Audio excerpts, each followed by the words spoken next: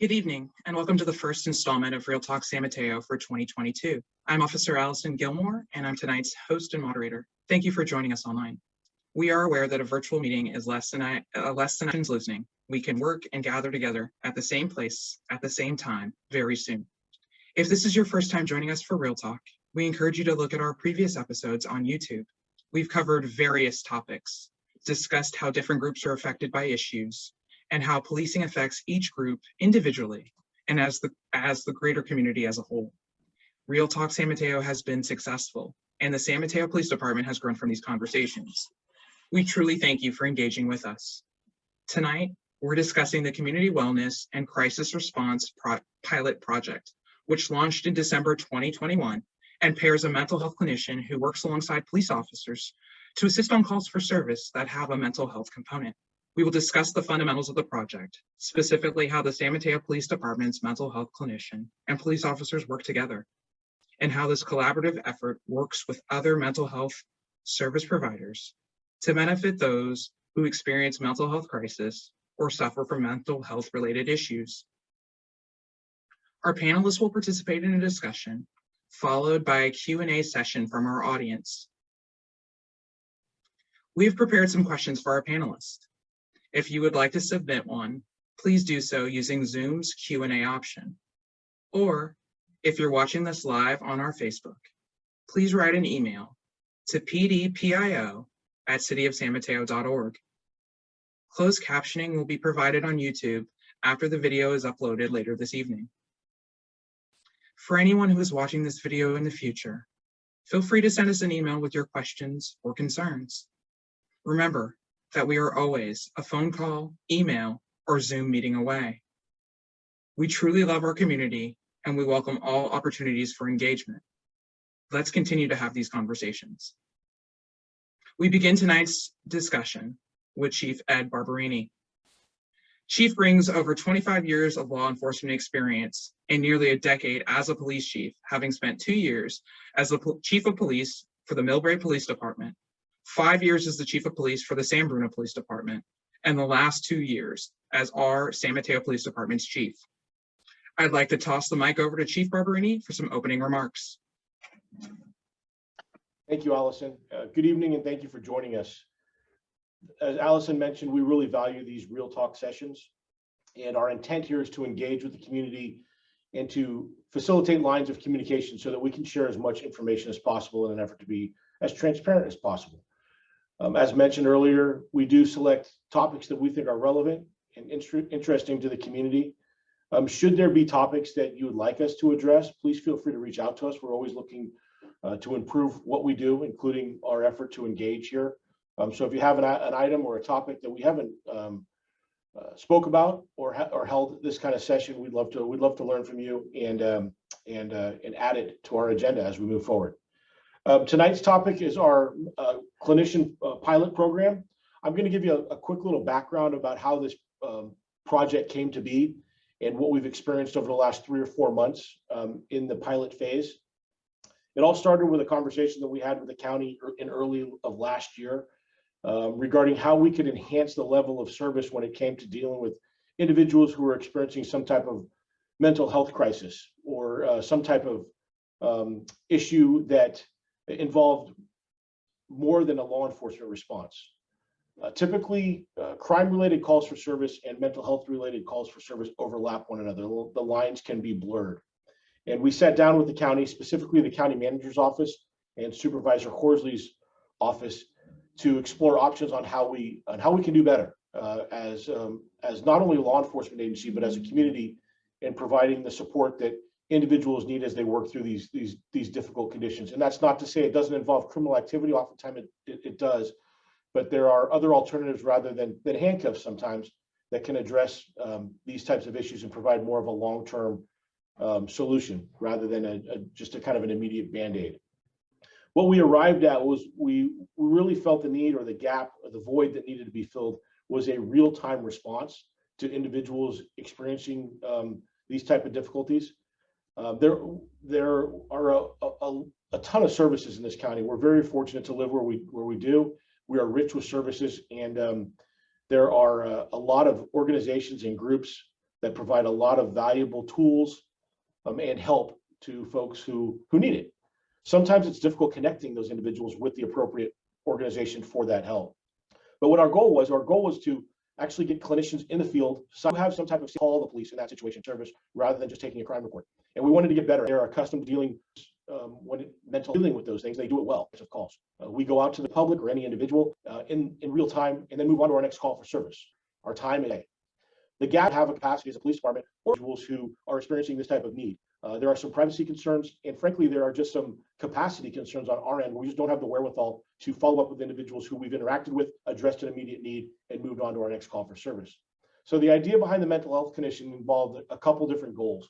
One is an additional resource in the field to de-escalate situations immediately, to provide another tool for us to bring down or subside the potential for violence or anyone from getting hurt.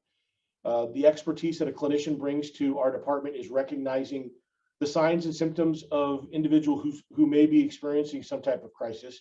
And not to say that we make diagnosis in the field, but there are some signs that a clinician would be much more prepared to recognize than your average police officer.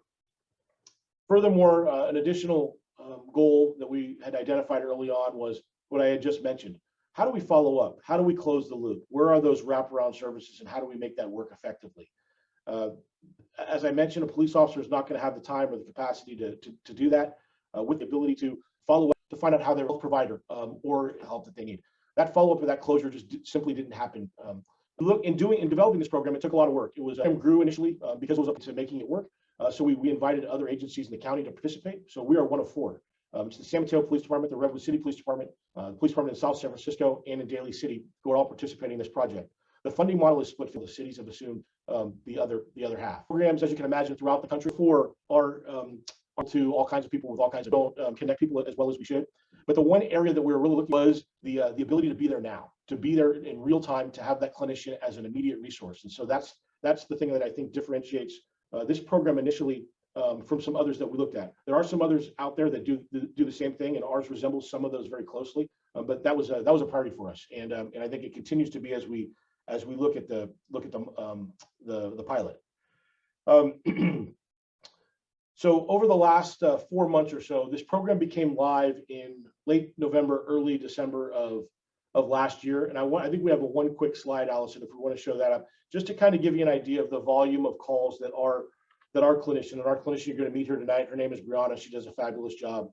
To give you a quick rundown of the types of calls that our clinician is responding to, you can see it there. I'm not going to read the numbers, but their welfare checks, their follow-ups to people reporting some type of concern or suspicious, circumstance that it just doesn't seem right. Disturbances. These can be anything from domestic disturbances to any type of conflict. Our transient or homeless population, as we know, and as you can imagine, mental health is a component in many of the folks we see who are unhoused in our community, and it plays a role, and we're able to provide them with some additional services. And then some suspicious persons. Oftentimes we get calls from members of the public, describing somebody acting suspicious, and in many times they're up to no good. They're up to looking to commit a crime or to victimize somebody. And in other circumstance, it's because they have some type of other issue. In many cases, that involves mental health. So that's kind of the status of where we are. I will say from an anecdotal perspective, and we'll talk about the evaluation piece of this program later on. But we do, as you can imagine, we have individuals in our community that we're familiar with that we know suffer from some type of mental health challenge, and we get calls to address their difficulties on a regular basis. And one of the things we've seen in the very short term is Brianna's ability to be that conduit to follow up services that have really had an impact. And we're seeing that we're not receiving calls regarding those individuals anymore. And we can, I think name a half dozen within the last couple of months that we've been able to accomplish that. So that's phenomenal. Most importantly, it provides these individuals the help that they need, but it also alleviates the police officers from having to get in any type of confrontational situation with individuals that we know are suffering from some type of difficulty. So that's kind of a quick summary of where we've been at for the last 4 months. I will tell you that we so far we are thrilled with the program. We are working through some kinks, obviously, but nothing like we had anticipated. I think we anticipated some much greater difficulty. There are a lot of partners involved in both developing and sustaining this program that I'd like to recognize. First, the county. I mentioned the county manager and Supervisor Horsley's office, along with Behavioral Health and Recovery Services, BHRS, which is a county entity, falls under the health department. And then our partner, nonprofit partner, who for years has provided a tremendous amount of help to those in crisis, and that's Star Vista. So if you don't know much about Star Vista, I would encourage you to look into what they do. They're phenomenal, and they're a valuable partner in what we're doing here. Finally, I know that nobody wants to hear me talk. They want to hear from the people who are actually doing the work. But we really wanted an objective evaluation of what this project was. We're looking at a 2-year pilot program, and I could stand up here and tell you how much I think the project is doing well and all that type of stuff. But I don't have a background in statistics. I don't have a background in research, and we really want to make this objective and kind of get a fresh set of eyes to take a look at whether this is really making a difference. So we solicited the help of the Gardner Center at Stanford University, and they have been with us since the beginning through the planning stages to be that entity that will provide that evaluation, not only as we conclude the program, but as we progress through the pilot program. So each of the agencies, each of the law enforcement agencies I mentioned has been very open and very transparent about sharing data with the Gardner Center, and we look forward to learning from them as far as whether this is a valuable investment and we're seeing the return that we had desired, and 2, what we can do to improve it.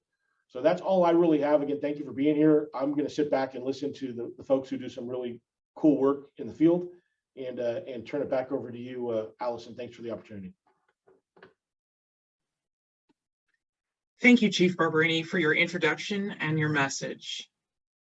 We've solicited the experts and leaders in our community, and without further ado, we'd like to introduce you to our panel. Panelists, one at a time, can you please tell us your name, what agency you represent, 2 to 3 sentences about yourself, and what you bring to the table this evening? We're going to start off with Lena Silberman. Sure. So my name is Lena Silberman. I'm a legislative aide for Supervisor Don Horsley, who was previously the sheriff of San Mateo County, and was one of the spearheaders of this program. Okay, what else I need to say? A few things about myself. I have been a legislative aide since September of 2020, so I actually was not around at the very inception of this, but I've been able to participate in a lot of the planning meetings.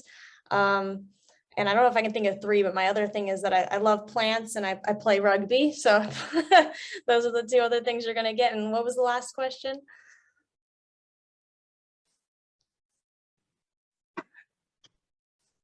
I think you're on the way to telling us what you bring to the table. So I think we're good. We're good. That's good. Don't want to play you in rugby. It sounds good.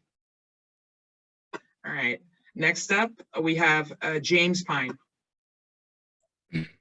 Hello, I'm James Pine. I'm a research associate at the Gardner Center at Stanford University.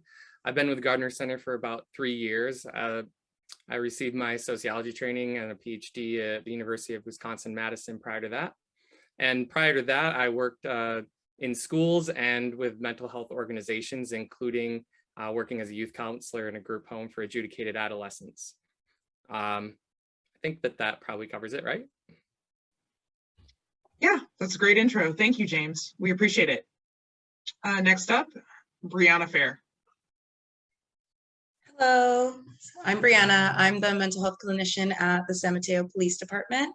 I'm a social worker in practice, and I'm really excited to answer questions today. Thank you, Brianna. We definitely appreciate it. Next up, we have Daryl Tillman. Good evening, everyone. My name is Daryl Tillman. I'm the Associate Department Director for Star Vista. I'm responsible for the operational oversight of the Community Wellness and Crisis Response Team. And much of my background has been clinical psychology, crisis management, and education. Good to be here with you tonight. Thank you for being with us, Daryl. It's greatly appreciated.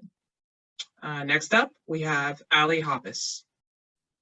Hi everyone, my name is Ali Hoppus. I am a supervising mental health clinician for County of San Mateo Behavioral Health and Recovery Services. My programs include assisted outpatient treatment, or AOT, healthcare for the homeless, and psychiatric emergency response team. I've been in the county about 10 years, and prior to this position, most of my experience with the county has been in both youth and adult forensics. Thanks, Ali. Last but not least, we have Officer Andre Malott. Good evening, everybody. Officer Andre Malott. Started out in Sacramento, been a police officer, depending on how you count, 17, 18 years. Spent the first 11 in Sacramento, the last 6.5, almost 7 here in San Mateo. Worked a bunch of different units, undercover, narcotics, vice, problem-oriented policing, PRCS, parole intervention team, things like that. I'm CIT trained, and I'm a member of our crisis negotiation team here.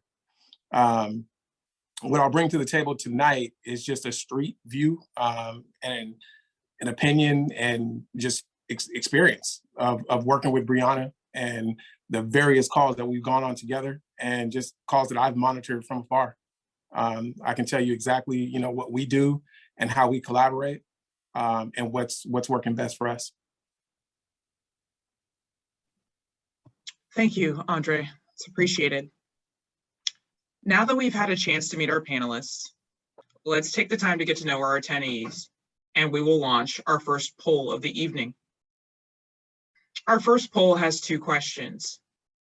The first question is, how are you connected to San Mateo? A, I live in San Mateo. B, I work in San Mateo. C, I live and work in San Mateo.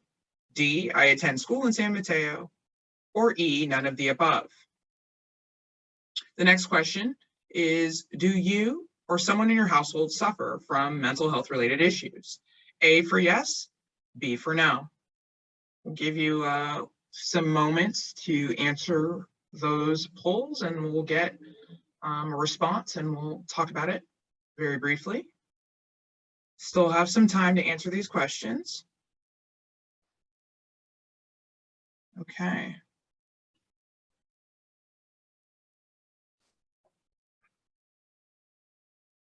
All right. I'm going to ask all of our audience to kindly answer the 2 questions and wrap it up. Okay. So with our audience having answered the questions, we have 24% of our audience saying that they live in San Mateo, 29% of our audience saying I work in San Mateo, 18% saying I live and work in San Mateo, and 29% of our audience is none of the above. 0% are attending school in San Mateo. As far as the next question, do you or someone in your household suffer from mental health related issues? 47% of our audience answered yes, while 53% of our audience answered no. Right. Okay. We're going to go now to our second poll of the evening, which has 3 questions. The first question is, have you or anyone in your household ever called the police for a mental health related matter? A for yes, B for no. Our second question is, do you believe that police officers should be used to deal with mental health related calls? A for yes, B for no. And our third question, what has your experience been with the San Mateo Police Department? A, positive experiences with SMPD, B, negative experiences with SMPD, or C, no experiences with SMPD? Please take a few moments and answer those 3 questions.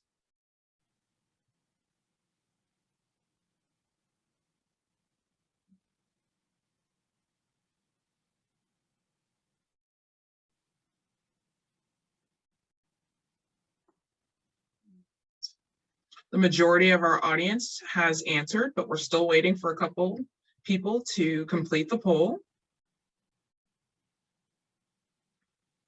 All right. You've got a few more seconds here to get your last minute answers in.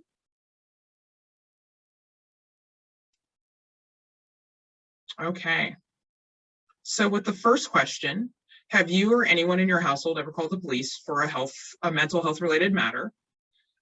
Overwhelmingly, 68% of our audience said no, with 32% of our audience saying yes. Our second question, do you believe that police officers should be used to deal with mental health related calls? We have 42% of our audience saying yes, and 58% of our audience saying no. And lastly, we have, what has your personal experience been with the San Mateo Police Department? 32% of our audience said positive experiences with SMPD, while 11% said negative experiences with SMPD, and 58% of our audience have no experiences with SMPD. All right. Audience, thank you very much for your participation in our polls. We've gotten a chance to now know our panelists. We've gotten a chance to now know our audience. So let's now move forward with some questions for our panelists. Beginning the evening, we're going to start with Lena.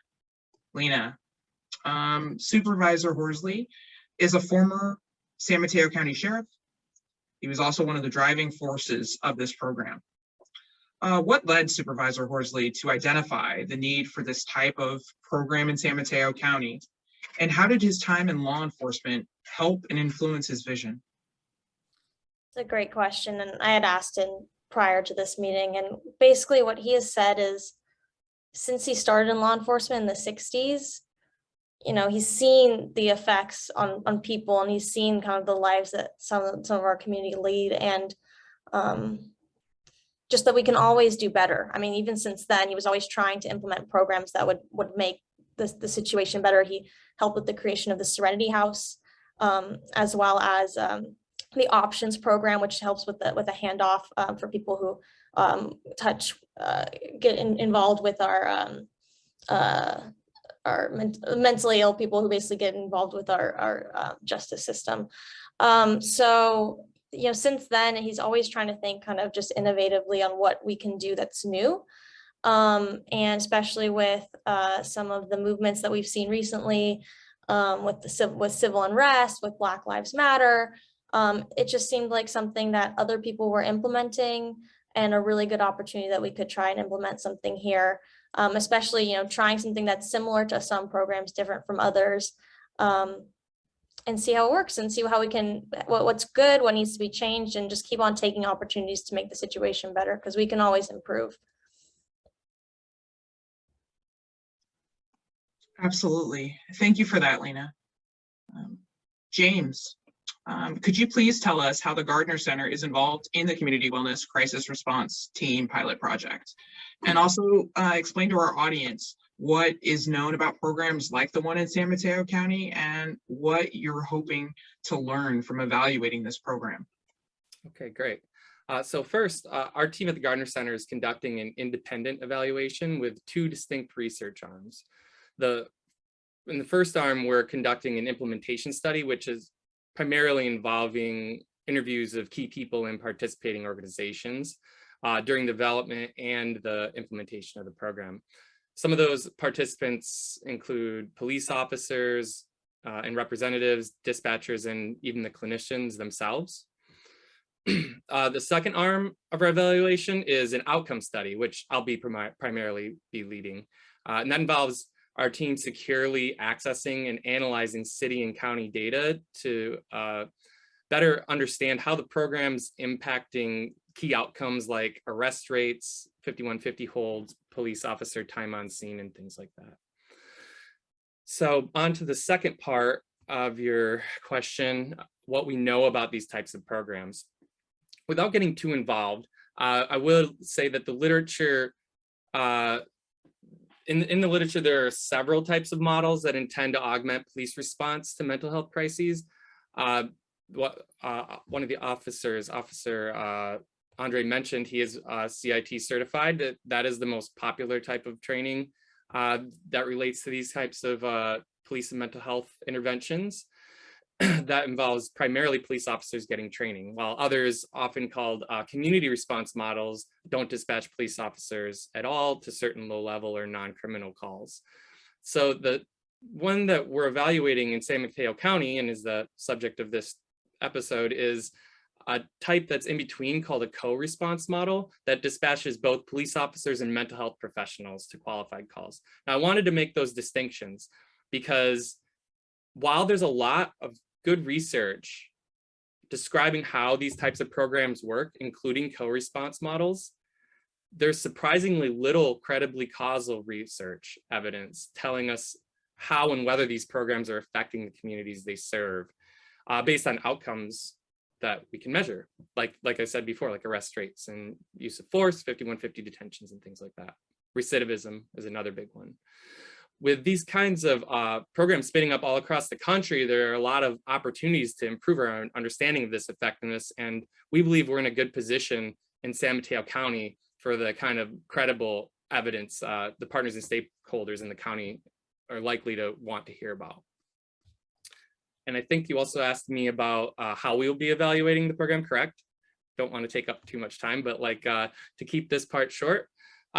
First, we're interested in differentiating the types of calls that will and won't be likely to result in a clinician being sent out to an incident, and differentiating program relevant incidents compared to those less likely to be related to the program. So for example, we know that welfare checks are a key incident type that will qualify for a clinician to be arriving on scene, while a traffic stop may be far less likely for a clinician to respond to, but not completely out of the question. So we want to consider these different types of calls. And as Chief Barbarini showed, they do seem to be falling into certain bins and a very manageable amount of bins, at least at this early stage. So we'll be looking at these types of calls and how they relate to program-specific changes in things like the outcomes we're interested in, arrest rates, recidivism. And to evaluate those changes, we analyze qualified incidents both before and while the program is active, comparing days and times when the program is active and inactive, like especially if a clinician is on the job at that time or not. And also, let's see, oh yeah, and hopefully in places in the county where the program is or is not currently active. So those are the different ways that we're going to be evaluating the program, and happy to talk more about the specifics of that if anyone's interested.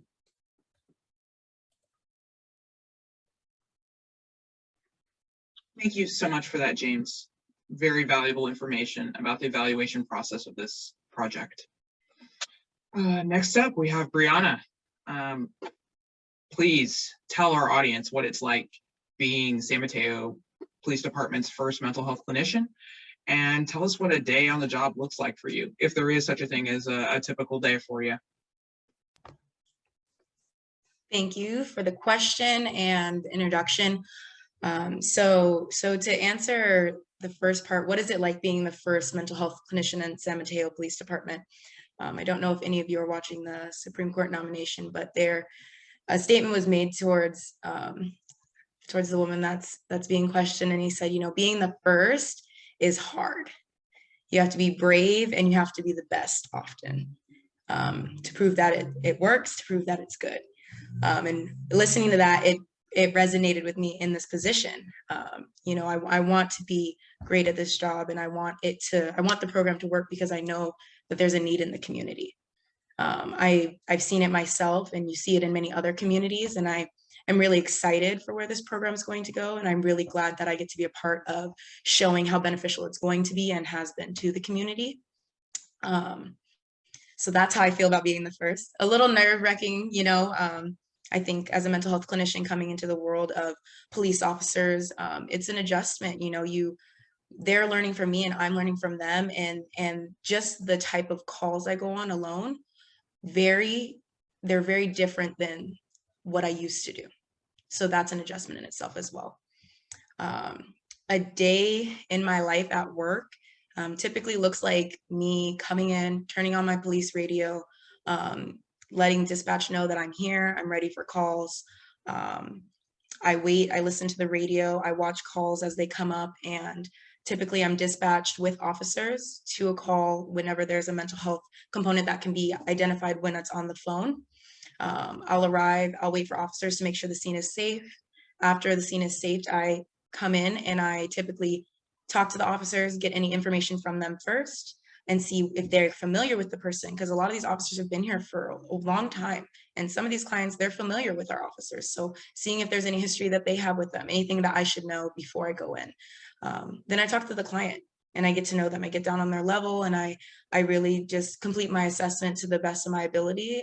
And from there, we officers and myself in collaboration really make a determination with the client on what the best treatment is from that point, whether that be hospitalization or connecting them to resources and supports or getting other people involved. So like some of those homeless calls, I partner with a lot of the community resources who can provide immediate care to those people.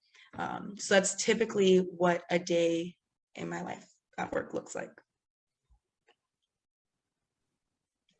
Thank you, Brianna, for that snapshot into what you do and how you do it. I hope our audience took note of your use of the word client, collaboration, and partnership. Well received, well noted. Thank you. Thank you very much. Next up, we have Daryl. Daryl, Mr. Tillman, you have quite an extensive amount of experience in mental health field and have experience working with the criminal justice system.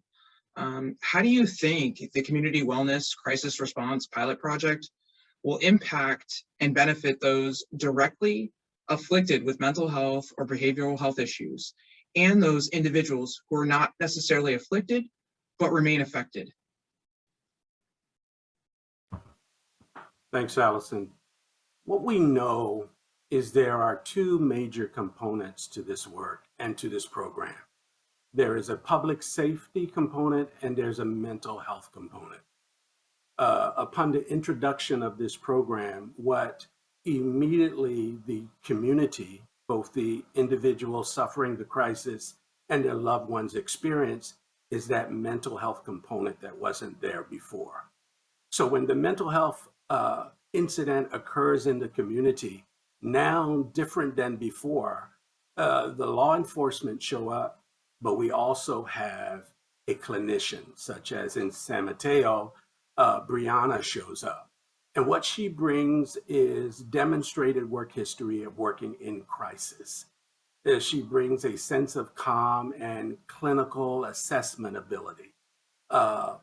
She reduces, with that clinician on site, it reduces potential anxiety. She has the skills to de-escalate, to identify, to get collateral reports and information necessary to take a quick but comprehensive look at the potential client and what's happening with them. So both the individual experiencing the crisis and that loved one immediately receive the benefit of this program.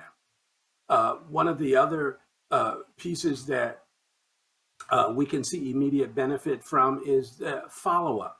It is not a one and done situation. So every incident that is that both the law enforcement and the clinician go out on, there's a call afterwards, whether that's a day or several days later, to follow up on that disposition. How is the client doing?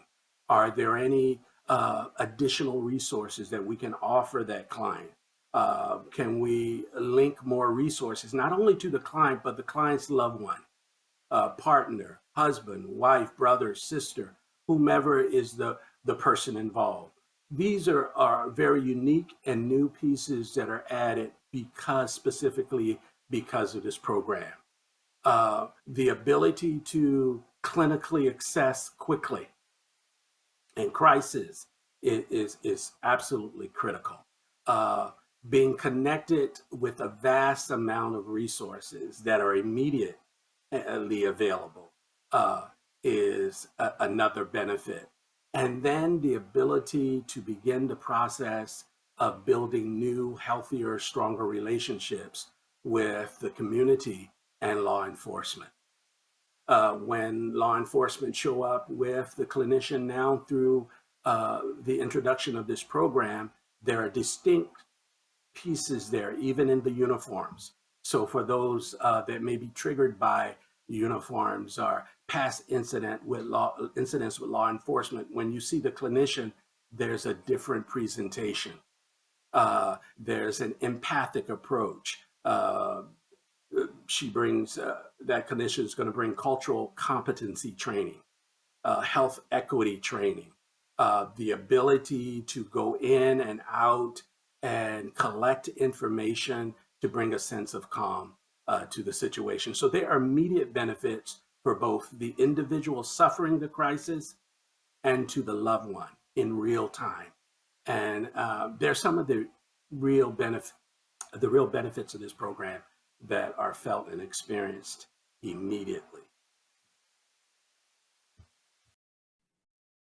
Thank you for that, Daryl. I completely undersold you when I talked about expertise. You went far above and beyond right there. Thank you so much for educating our audience. Very valuable information. Next up, we have Allie. Could you please explain to our audience how the assisted outpatient treatment, aka AOT, team works? Also, can you let our audience know how the team works with our department's mental health clinician and how that's a benefit to somebody with a mental health issue? Sure. So AOT, also known as Laura's Law, has been in California since 2002 and was adopted by San Mateo County in 2016. AOT has state-specific criteria. It is for someone who is 18 years or older, has a serious mental illness. There has been a recent history of at least 2 hospitalizations and or incarcerations, it can be a combination of the two, in the past 3 years, or a history of violence towards themselves or others in the past 4 years. The individual has a history of refusing treatment and non-compliance with treatment, and they're kind of deteriorating in the community. AOT is made up of 2 teams for our county. So I supervise the BHRS AOT team. We're an investigative team, and so our team will go out and respond to any referral that we receive and assess for the criteria for the program, provide some temporary case management services, and help link to the appropriate services. And I say that because sometimes it's an ineligible person, they'll still provide all the services. Or even if they are eligible for the AOT's continued services, that person might be better served by returning to a previous program that was beneficial to them. Basically, just trying to find the best fit for that person, because everyone is different. If the person is eligible, typically what our team will do is work to engage them and get voluntary acceptance into Kaminar's AOT, which is Kaminar is does the full service partnership, and they provide the actual AOT services. So it's intensive case management services, medication management, any case management services that a person might need, getting connected to housing, food, employment. They'll provide the therapy. So Kaminar provides that service. A person can be connected with Kaminar as long as needed. Some who are connected with Kaminar might stay with them for a few years. Others may be a few months. And in those cases, typically what will happen is someone will be considered a step down.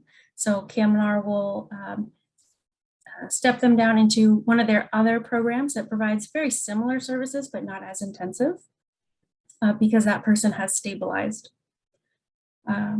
If a person is eligible, but they are still refusing services, AOT, our BHRS AOT team can write a petition to the court. So there's an AOT court session. The individual is provided legal counsel. If the judge deems that the person should receive the AOT services, they will order that in the court. Please know that that doesn't have any legal repercussions, so a person can still choose not to access AOT. Moreover, the judge cannot mandate any type of treatment, so they cannot make a person take medication or attend therapy. That's something that Kaminar and the client will work on together. As far as working with Brianna, she has been, so we are a resource for her, and she has worked with our team. She has referred individuals to us, and then our team will go out and find them and help connect them to services, and that has been a success so far. So we have gotten someone linked, not just with a therapist or other case management services, but actually connected into Kaminar AOT, so that's fantastic. And for us working with Brianna, what's helpful is we do get referrals that sometimes are hard to locate. We might get a referral from law enforcement and they saw the person that day, but we can't find them. But with Brianna out in the community and meeting with homeless individuals, she might find someone that has been lost to us for some time, or someone who just for some reason hasn't really touched enough services, but they have the history that makes them eligible. Or it's someone that maybe they're not eligible or they just barely squeak by, and we can still help connect them to services.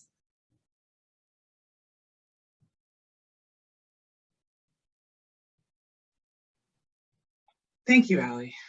Thank you for providing us with a much better understanding of how AOT works with our mental health clinician. Thank you for that information.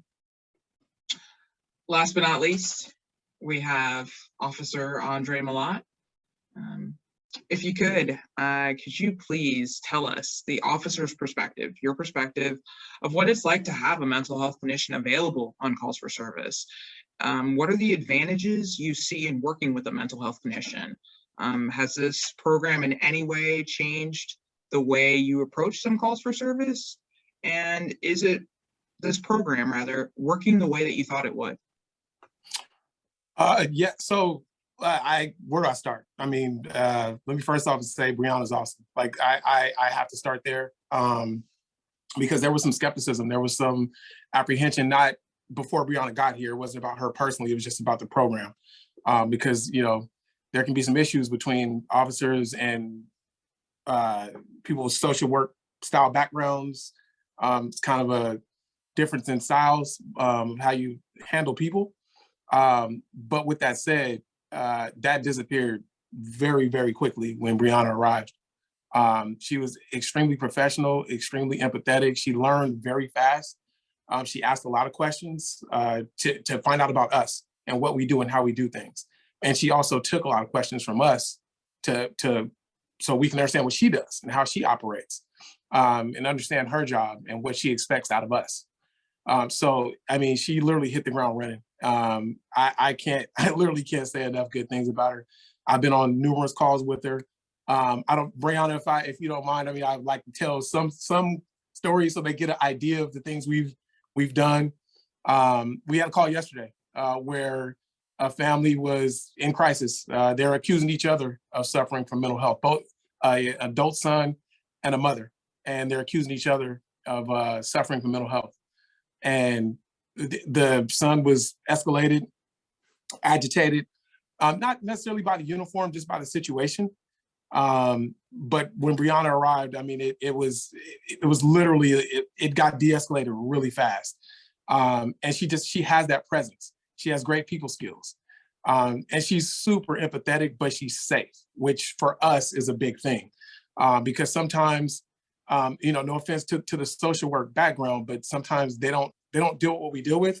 So they don't have that sense of officer safety because they're not officers, right? And they don't have to.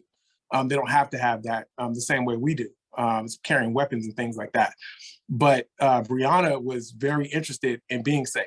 And she asked us questions about how we wanted her to stand, where she wanted to be. And, that was important because we don't want to get hurt. We don't want her to get hurt. And we don't want the clients to get hurt. We don't want anybody to get hurt. That's important, right? To de-escalate, everybody goes home safe. And she does it. I mean, we don't have to talk about it. She did it on the call yesterday. There was another officer and myself, along with Brianna, and the male half was just walking around and he kept moving and doing all these things. And Brianna was repositioning herself and we're repositioning, making sure we're in the right spots just in case something happens. And that was all nonverbal. That wasn't something that we had to talk about or do anything. That just comes from experience of being on the calls with each other and learning from each other. And I don't have any negatives. I don't have any cons. I have all pros. I mean, it's something that, as Daryl said, the uniform can escalate people really easy. Even if you have all the training in the world, CNT, CIT, it doesn't matter. The uniform in and of itself is something that escalates people, agitates people really quickly. And you'd be surprised about how many people just, as soon as you show up, they're already upset. They're already upset just by the fact they see the gun and the uniform and the mask now, things like that. Now I'm going to jail. And even though they haven't committed a crime, their immediate thought is I'm going to jail. So you're going to take me away from here. And with the family members, the first thing they say to us is, please don't shoot them. Don't hurt them. Those are the first things that they say. And we haven't pulled any guns out. We haven't said anything. We haven't made any contact. The first thing they say is, don't shoot them. Don't hurt them. Like they're not a danger. Even if they are a danger, that's the first thing they say because they think we're going to hurt them. But when Brianna shows up, again, that immediately goes away because they see a civilian in civilian clothes with a different perspective, a different demeanor. We collaborate, but we collaborate after. Well, actually, I take that back. We collaborate in the beginning. We talk about what's going on. But after the fact, we have another meeting after she does her thing and she assesses and we talk about it and we come back together. But during this whole process, it's de-escalation happening through the whole process. And you can see it on the calls. You'd have to be there. I can't even give you in so many words how de-escalation works when Brianna shows up, because they literally she has that calming factor. They just calm down. It just comes down. And we're able to talk with them. We're able to find out what's bothering, what's on their mind, what was bothering them last night or a week ago, whatever, what have you. And also something that's underrated, the family members that are calling us about their loved ones who are afraid of us. They're calling us because they have no other option. They're like, we're out of options. I don't know what to do. Who am I going to call? You call the police, right? But they're afraid of us and they're afraid what we're going to do. They watch TV just like the rest of us. They watch the news. And it doesn't matter what San Mateo PD does. It doesn't matter what San Mateo PD's reputation is. It's the police as a whole. It could happen in New Zealand. It wouldn't matter. It's the police as a whole. And so when they see that we have a clinician, even when we mention it, that was the first thing that I mentioned to that family yesterday before Brianna got there. I said, hey guys, let's take a deep breath. We have a mental health clinician. She's on the way. She's going to speak with you guys. And their eyes kind of lit up like, you have that? They had no idea that we had it. Like, you have that? Yes, we do. And she's extremely great at what she does. And that call flowed like that. De-escalation. We came with the best solution for all parties involved. And everybody left happy. Everybody left happy. And that situation was escalated. The mother was crying. The son was yelling and screaming. And at the end of it, the mother was no longer crying. The son, he went with the family, not with the mother, but with the family, the uncle and aunt or something like that. And nobody got hurt. There was no physical altercation between us and the client, which is great, what we're looking for. And I mean, I can literally sit here for the next hour and a half and talk about the great things about this program. And Allison, I think the question you asked was, do I do things differently?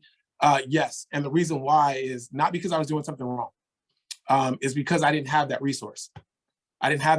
So what are our criteria, right? Gravely disabled, danger to self, danger to others, right? we take them to the hospital or not, and that's kind of the end of it. But now we have someone who can follow up. And like I said, Daryl touched on it. He hit a lot of great points. He said a lot of what I was going to say, and he's absolutely correct. All that stuff is spot on, because it's important to follow up after the fact, because once they leave the hospital within 72 hours, or most of the time sooner, something else is going to happen. And if we can avoid that and follow up with the families and get them more resources, get them more help, that's going to keep us from having to contact the same person over and over again, not day in, day out, and just keep taking them back and forth to the hospital, like 2 or 3 times in a day or a week, whatever, what have you. So yeah, I mean, I have nothing but great things to say about the program, and Brianna is awesome. I don't know the other clinicians, but I'm confident that we have the best. That's just my opinion. She is awesome. I know I can speak for all the other officers. We talk amongst each other.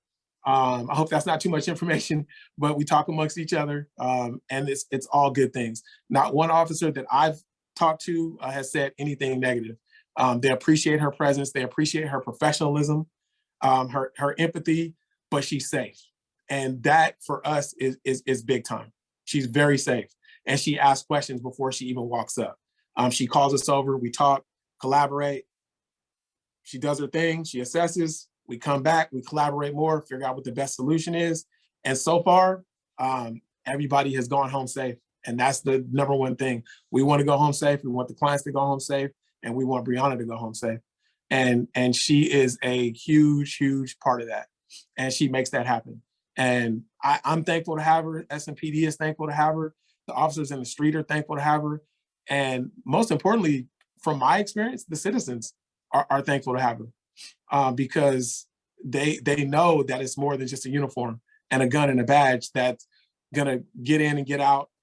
You know, okay, what's this? Okay, you're going to the hospital. Okay, you're not. They know there's gonna be more to it. And that's important. Absolutely. Thank you so much. That is a very powerful endorsement from an 18-year veteran. So apparently he's a Brianna fan. It's working. We like it. But I actually, in listening to the two of you, I actually want to clarify something for our audience. I would like Brianna and Andre to talk about this. Are there types of calls that Brianna doesn't go on because of a safety issue? And both of you can, I mean, Andre, you obviously have the officer's perspective, but Brianna, if you could pipe in right now and kind of tell us which calls you aren't going on, and then I'll go back to Andre for a sec. Yeah, so I guess when it comes to calls that I don't go on, mostly those calls are when the client is unable to communicate due to things like an overdose or an attempted suicide that maybe has left them unconscious, things like that. In that situation, there's nothing that I can do that would be helpful for that client. They need immediate medical, they need interventions from officers, from medics, fire, things like that. And me being there is just an extra body in the way. But all the other calls I go on, if there's mental health involved, whether it's somebody who's barricaded their family in the home and they're have been using substances, like I'm at the command post with the officers, talking through the plan with them. And even if it's someone who's in their home, barricaded in their home, threatening to harm themselves, I'm at the command post with the crisis negotiation team, speaking with the client on the phone with them, providing suggestions, and really collaborating. The officers have made it a point to obviously make sure that I am safe at all times. And so there may be a situation where like somebody's barricaded in a home with a gun, I am not walking up to the door. That's just not going to happen. But I can be at the command post providing support from there via the phone, via over the radio, and such like that. So I hope that answered the question. Absolutely. And Andre, for a brief officer's perspective? Technically, there are no calls that she can't come to, technically, right? Because we have to make sure the scene is safe. Once it's safe, then she can come in, and she's absolutely right. Somebody can have a gun, a knife, you know, any style of weapon. And as long as once we determine that it's safe, and it's clear for her to come in, she can pretty much come to any call. we just have to make sure that it's safe for her to arrive, and then she can come in and assess on her own. But she gets to make that determination, unless it's, some super high stress situation where obviously, an active shooter kind of thing or something like that, that's a little bit different, obviously. But within reason, she can make that determination. And if it's something that seems ridiculously dangerous, then obviously we'll just call her and say, hey, we'll let you know if it's something that you can come into. Absolutely. Thank you so much, Officer Malott. Very much appreciate it. Thank you for that. Thank you, panelists. Thank you for your candor and your thoughtfulness. Thank you so much. Now we're going to go into the Q&A session from our audience. Please know that you can stay anonymous. We encourage you to ask anything that you'd like. If you'd like to use that function, you can go ahead and start with that. We definitely are starting to see some questions roll in, and we'll start answering those.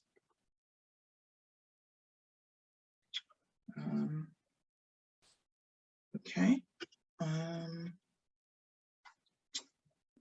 One of the questions that we have, one of the questions that we have that's come up is for James.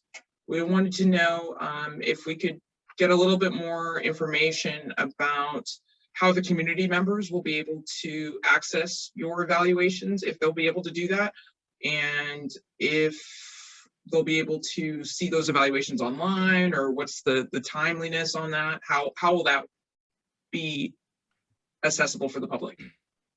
Right, good question. So once we've been able to make a full evaluation of the pilot program, those results will be available in a public report. At the very least, it'll be a public report available on the Gardner Center and Stanford website, available to everybody. We will, at this early stage, I can't say with certainty when that will be, but a publicly available report is part of our charge. We also have spoken about and are open to presentations to the public as our evaluation starts to, I guess, bear fruit, you could say. But we just want to make sure to be clear that we want to have a full evaluation, so we really understand the elements of the program and what they're doing before we make any of those reports public, but that will be happening. Thank you so much for that, James. Thanks for answering that question. We also have another question. We have one of the questions in our Q&A that's come up. It's kind of a little bit longer and a lot to read. So what I'm going to do is I'm going to ask for the attendee to read it. So I'm going to actually allow you to talk. Deborah, if you could, in a couple of seconds, I'm going to allow you to speak so you can ask your question directly to our panelists. Oh, hi, panelists, and I'm really glad to be here tonight and hear all of you. And I'm really happy that Brianna is going out on these calls. I think that is really extremely helpful. My question is, and I brought this up with Supervisor Horsley at the very beginning before this program got started, was that why not use a community responder model in the first place? Why not, like they do in Eugene, Oregon, have a team, an EMT, and an extremely well-trained crisis worker, such as Brianna, go out and respond to the mental health, the behavioral health, the substance abuse, the wellness checks. And those calls are sorted at the beginning, as apparently you are sorting calls, but they have an extremely sophisticated system where they sort the calls. And I'm just wondering why that model that has 30 years of being vetted and people being very safe. Understood, Deborah. We're going to allow the chief to kind of pipe in on and answer a lot of what you asked already. Okay, great. Thank you. Thank you. Sure, thank you. And we've obviously received this question many times, and we studied the CAHOOTS model extensively when we were preparing for this program.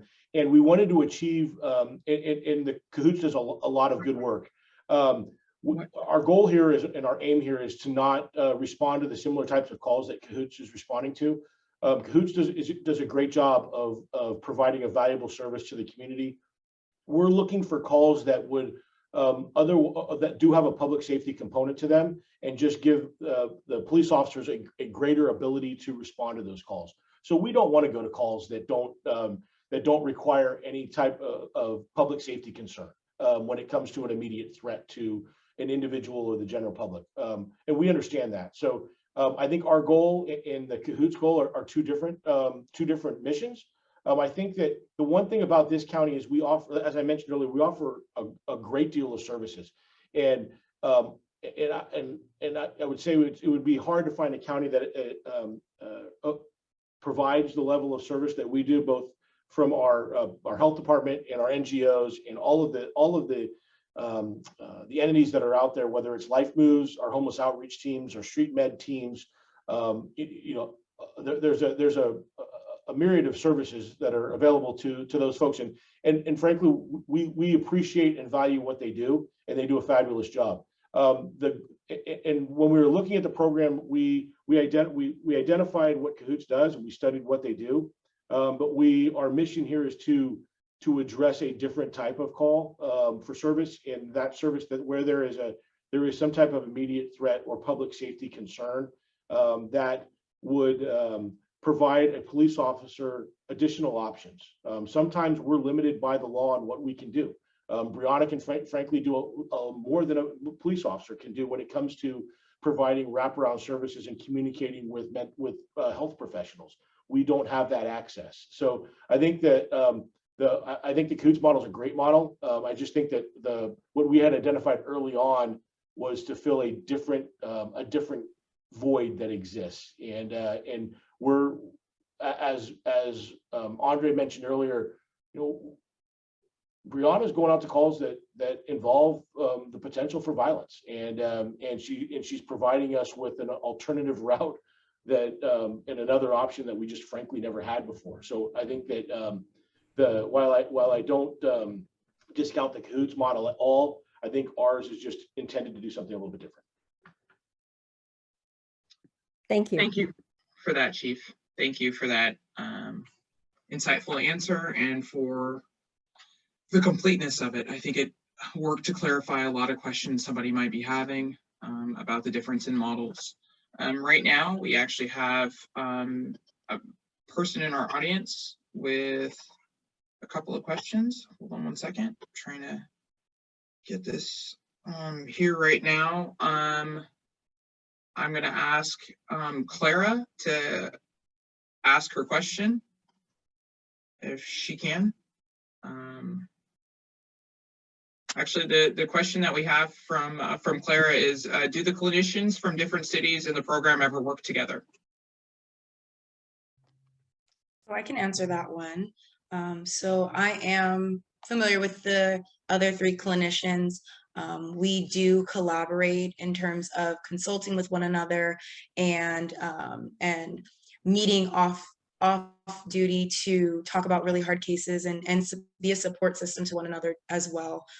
Being in this job is very unique and very special, and not a lot of people will understand what a day in this job feels like. And so we're a huge support system to one another, and we also collaborate in terms of the day-to-day calls that we go on as well.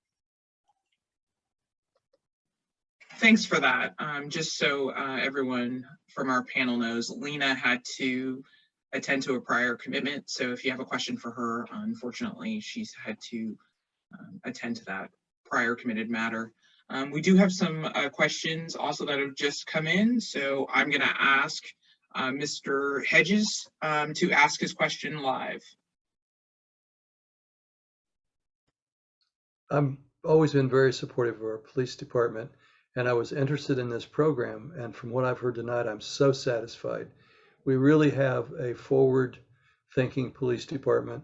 Officer Malott really did a good job in explaining what the program is to him, and Brianna as well. And I just think this is so capable. And quite frankly, on a dollars and cents basis, this just seems to make better sense than having police officers take care of something that Brianna could take care of. So I really appreciate this program, and I really appreciate our police department. Thank you.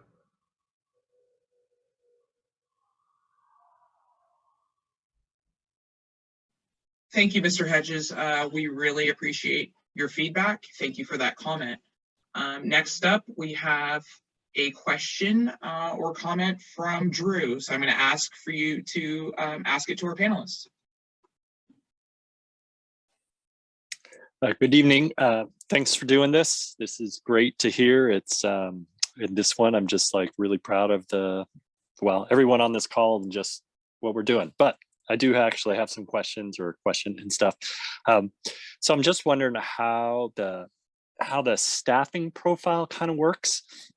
And this is not implied to make Brianna, sorry if I'm saying your name wrong, to be like there 24/7 working like nonstop, but just like realistically, how does this work? The police department's running a 24/7 operation. You know, she only has so many hours of the day. She might have vacation and stuff. Are you partnering with other cities? She's not here. And if there's a super escalation, then there's an on-call from another city. Like just, there's kind of a staffing profile side of this, or you just have stats that you kind of know certain times of the day or certain days tend to be like 80% of the time where stuff is kind of needed versus, 8 o'clock in the morning, normally there's no problems or something. So I'm just curious how to do it. It's like, it sounds so great, but there are only so many hours of the day. And thanks so much for everything that's been shared so far. I really appreciate this talking. Thank you. Allison, I can jump in and address that. That was a concern from the beginning, obviously. Brianna and her counterparts work 40-hour weeks, and and she is only one person.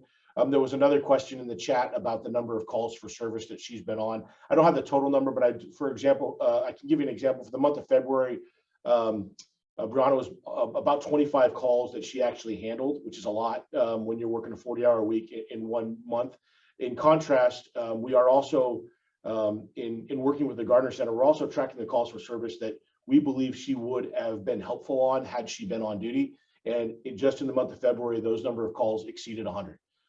So this is a pilot program, and I think the two areas we're looking to expand, should we determine over the course of the pilot, and when I say we, I mean the county and the participating cities, should we conclude that it's a worthwhile and productive program, where can we improve it? And the two areas right now that we struggle with is coverage, both geographically, meaning there's only 4 cities that have access to clinicians, and the hours of service.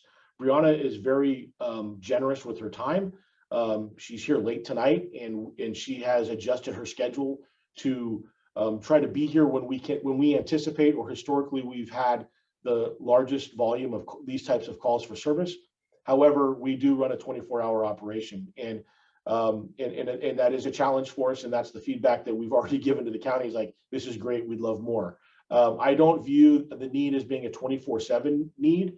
But I mean, and this is a huge ask at this point, but I do see that having somebody like Brianna available to our department 12 to 16 hours a day, and not one person, but multiple clinicians, would be of tremendous value. But again, that's a perfect world scenario, and I think that as long as we move forward the way it's been moving, and Brianna and her counterparts in the other cities are doing the phenomenal job that they're doing, I'm hopeful that we will see this program grow. But you stole my thunder a little bit, Drew. I was gonna, the one piece of challenging news for us, we're thrilled with the program to this point, but the coverage conversation is a tough one. But again, it's very early. We're 3 or 4 months in to a 2-year pilot, so hopefully that will evolve. Thanks, Chief. Thank you for answering that question. Right now, we actually have two separate questions, but they touch on the same subject matter of autism. So I'm going to pose them to our panel at large for some answers. We had an anonymous attendee ask, do you see people with autism who may be having behavioral meltdowns? Will San Mateo County Mental Health see people with autism and or dual diagnosis like autism and OCD? And then we have another question about, have your officers received training in autism, and who would they be referred to for follow-up if it was needed?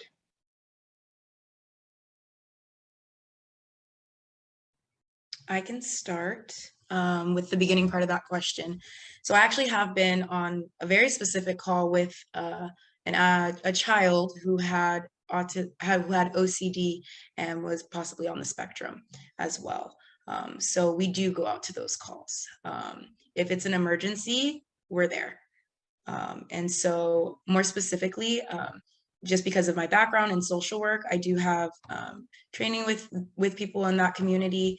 And it was that specific call that I'm recalling in my mind.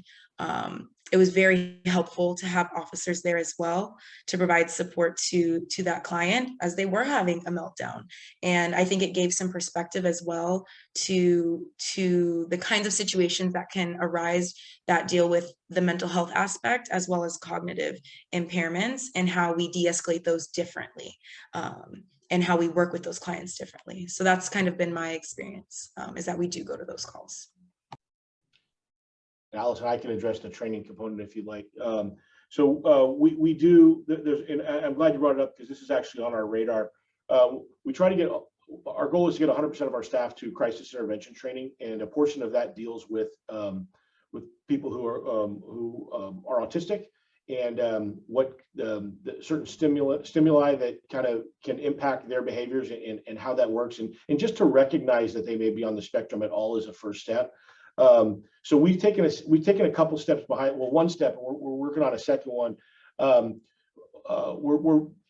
a big fan of the what we call CIT, or crisis intervention training, and that's great. We've taken one step behind, one step beyond, and we've done some specific training regarding Alzheimer's and dementia to kind of recognize those signs when folks are suffering from those conditions.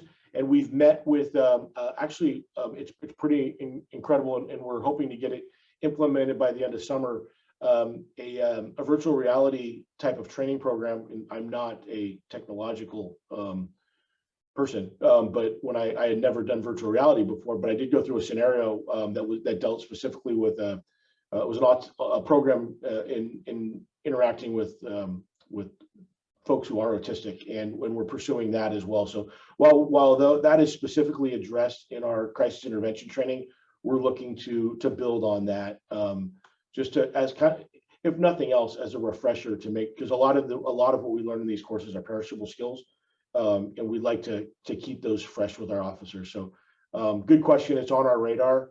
We do address it in training, but we're looking to do even more.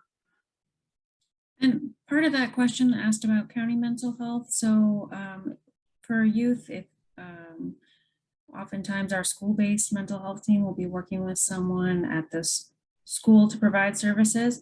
Oftentimes our clinicians will help families connect with Golden Gate Regional Center if a family isn't already connected, as that's the basically best place to get services, typically for life, for a person with autism spectrum disorder.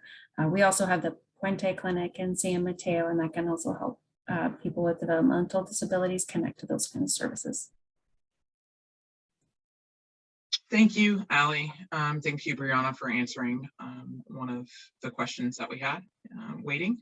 Another question that we have right now is, do clinicians also respond to emergency situations where victims who may have experienced some type of trauma, maybe the family members on scene experience mental health needs, for an example, like a traumatic event or a major injury, would we see our clinicians responding to that?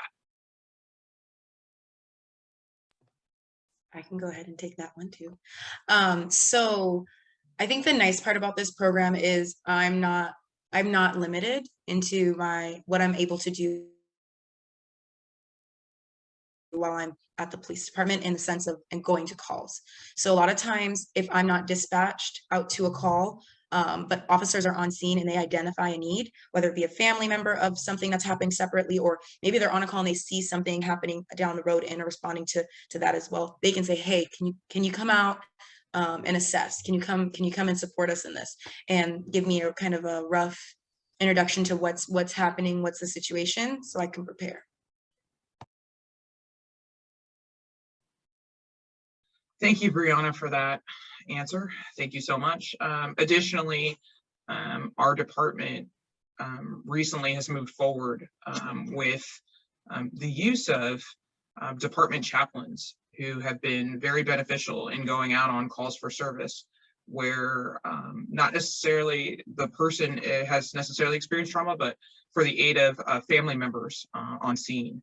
So that's one of the other additional resources that San Mateo Police Department does in fact offer in those traumatic family event situations.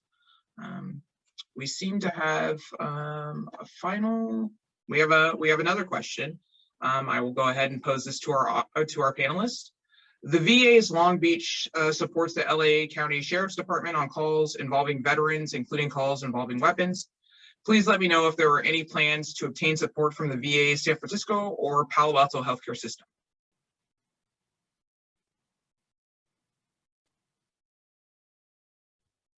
I guess from the police department's perspective, I believe that was from Mr. Fox, who I am familiar with and admire what he does with veterans. And yeah, we are not super familiar with that. We don't have.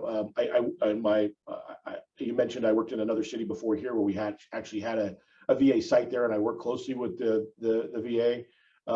If there are programs that we can look to or to build on as resources, we'd be open to that. So I think Mr. Fox and I have phone numbers that we can contact each other and maybe follow up on that. We'd be happy to learn. I'm just I don't know a whole lot about what's available from the VA, so I'd like to learn more. Thank you, Chief. Thanks for that wonderful answer. Our last question that we have in the queue right now is, what is your opinion of registries where people who do have mental health issues or autism could be identified in advance to dispatchers and first responders if their families or a person with a disability and or mental health issue choose to do that?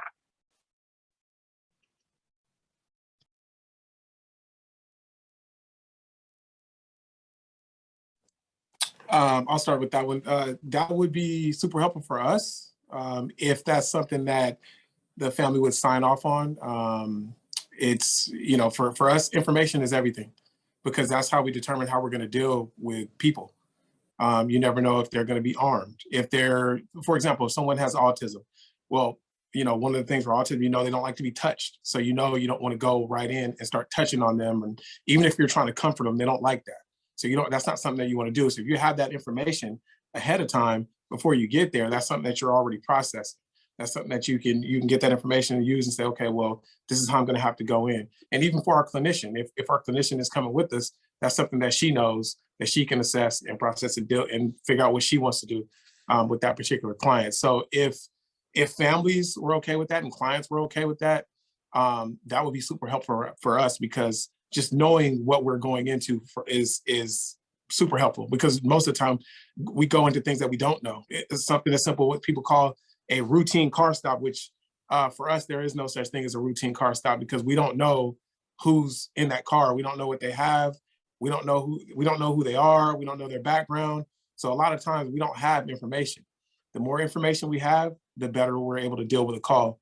The better prepared we can come to deal with that call. And sometimes it may be a fluid situation that may change, but we can adapt. We have the ability to adapt to that. That's not a problem. But to at least have a piece of information, especially when it comes to someone's mental health, that is super helpful. That would be super helpful for us. All right. Chief, I see that your hand's up. Yeah, Andre is absolutely correct. Information to us is extremely valuable. The more prepared we are when responding to a call, the safer it is for everyone.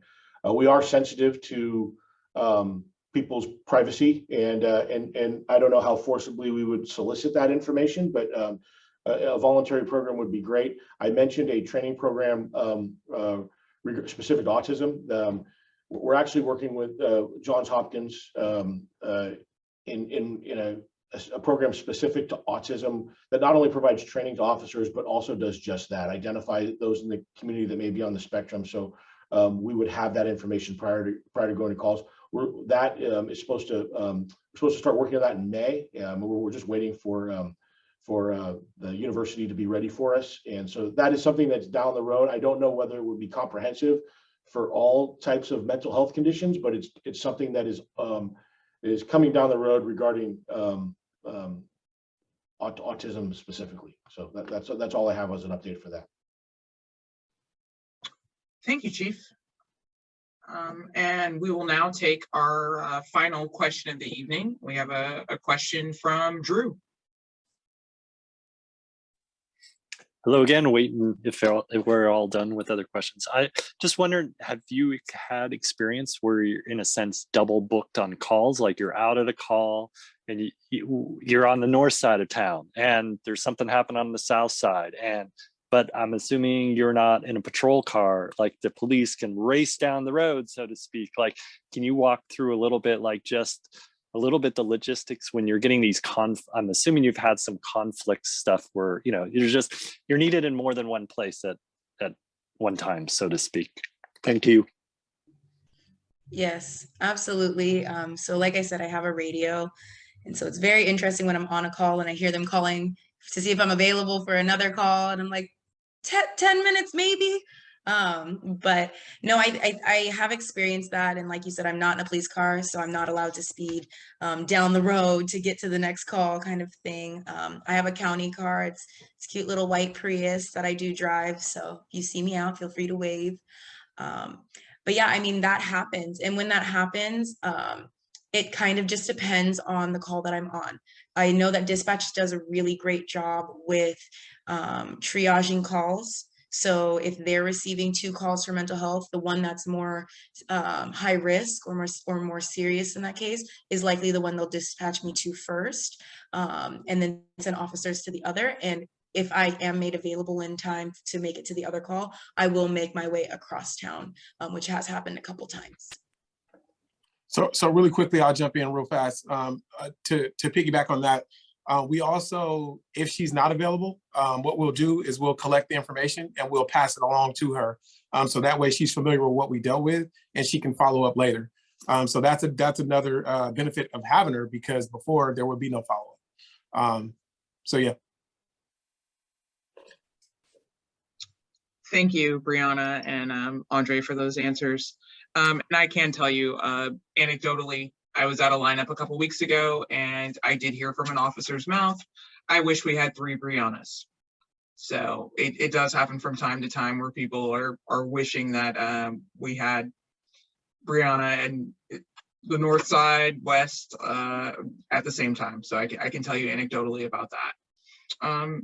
As we close out our session of Real Talk tonight, I'd like to invite our panelists to share a few last minute remarks. So we'll start off with you, James. Oh, thank you. Well, I just want to say that I'm very excited to be a part of this program. These are very relevant questions and we need not only answers, we need to know how these programs work and we need to know how they're working. And so we're going to do our best to try to provide those answers for your community. So thank you for inviting me to this, and thank you for being such good partners in the project overall too. Thank you. Thank you, James. Thank you for your participation tonight. Very valuable. Next up, Brianna.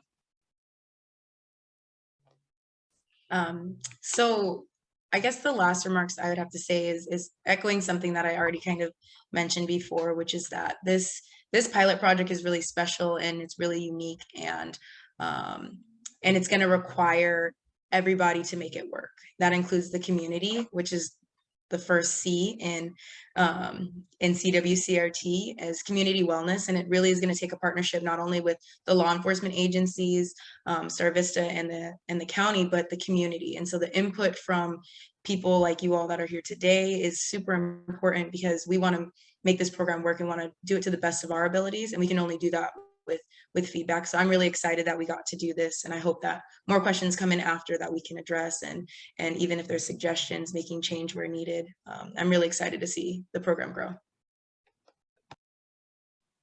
Thank you, Brianna.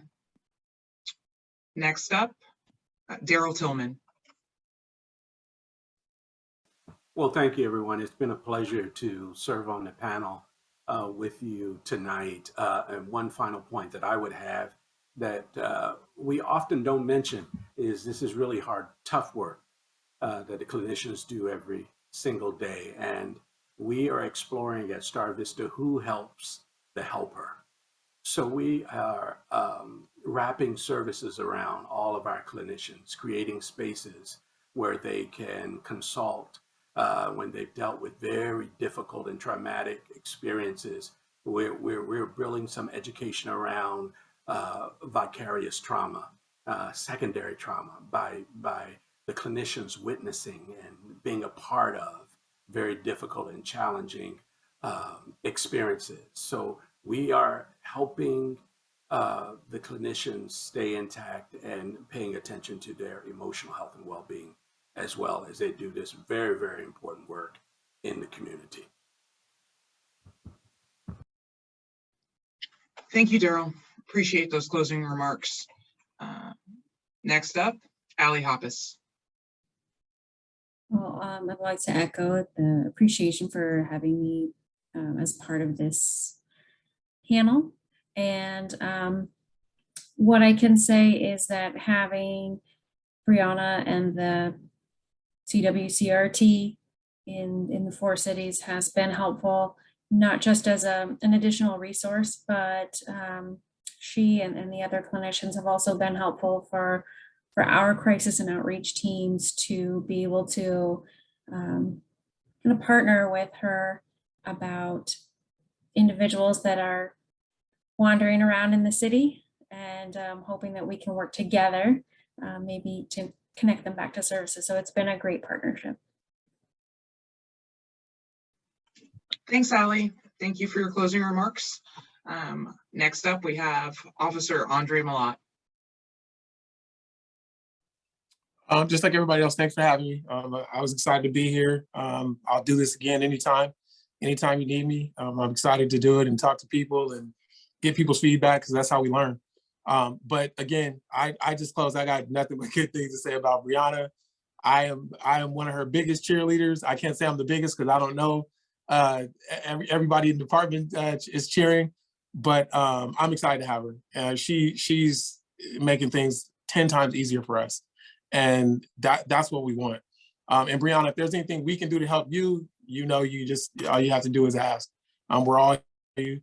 And I'm just excited to keep learning. And I'm learning from her. And I'm sure other officers are learning from her, because she has some training that we don't have.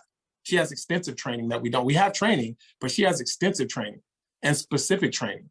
And we're learning. We're not just standing around talking to each other. We're paying attention to what she's doing, and we're learning. And we're picking up on that. So we're not going to be Brianna. We don't have that skill. It takes time to develop that.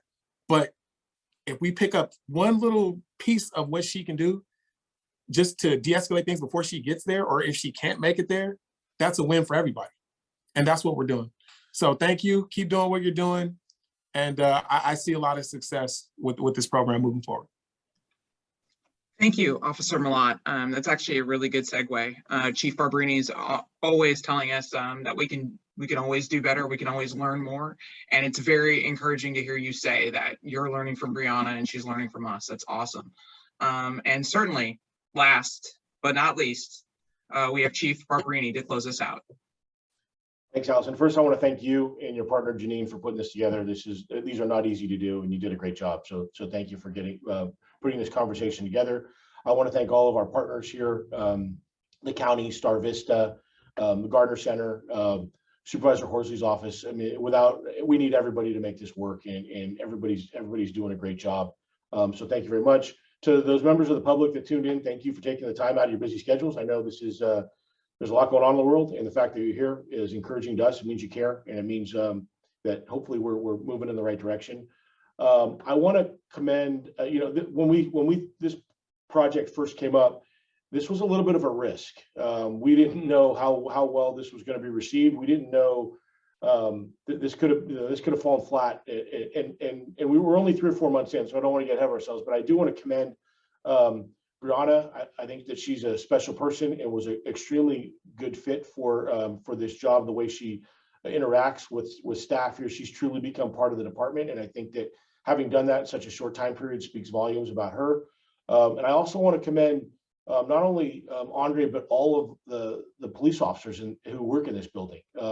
As Andre mentioned, there was some skepticism, and I'll be and that was at every level of the organization about how is this going to work. This is This was a very foreign concept to many of us. And the way that the police officers have embraced not only Brianna, but the program speaks to their level of professionalism and maturity in their desire to make things better for the community. So I want to just point that out, that we have a very special group of people at San Mateo PD, and that's one of the reasons why a program like this is allowed to work so well, because it would not happen everywhere. Moving forward, for those of you that are not watching this live and you're watching a recording, please don't hesitate to send us questions or suggestions or comments, or even those of you that are with us now, if something pops up later on. The reason we do any of these sessions, the whole point of all of this is for us to get better. And the only way we're going to get better is to realize that we don't know what we don't know, and that ideas come from all over. And you never know when you have that nugget that we need to turn the corner and get a heck of a lot better. Last shameless plug. We have Coffee with a Cop Sunday morning, Bridgepoint Starbucks. If you want to talk more about this or anything else, we'll be out there from, I think it's 9 to 11. Does that sound right, Allison? 9 to 11 Sunday morning. I'll be out there. If you want to talk more, learn more about this program or anything else that we do at the police department, we'd be happy to talk to you. Our first coffee with a cop, our real coffee with a cop since the whole COVID thing. So we're looking forward to it. And that's all I have. Thanks. Thank you very much, Allison. Nice job. Thank you so much, Chief Barbarini. A final thank you to our panelists. Thank you so much for taking the time to join us, to engage with us, to educate us, and to overall present our audience with a lot of important information. Thank you so very much. To our audience, thank you for joining us for this episode of Real Talk San Mateo. This series will continue throughout 2022, and we have some exciting and interesting topics ahead. We are hopeful that our next Real Talk will be in person. Be sure to follow us on our emergency alert platforms like Nextdoor and Nextdoor. Also, don't forget to follow us on our social media platforms like Facebook, Instagram, Twitter, and YouTube. Lastly, please visit our website at sanmataopolice.org and scroll through our website. Pay special attention to our police accountability page to learn more information about the many different ways the SMPD works to make San Mateo safer. Good night, San Mateo. Stay safe.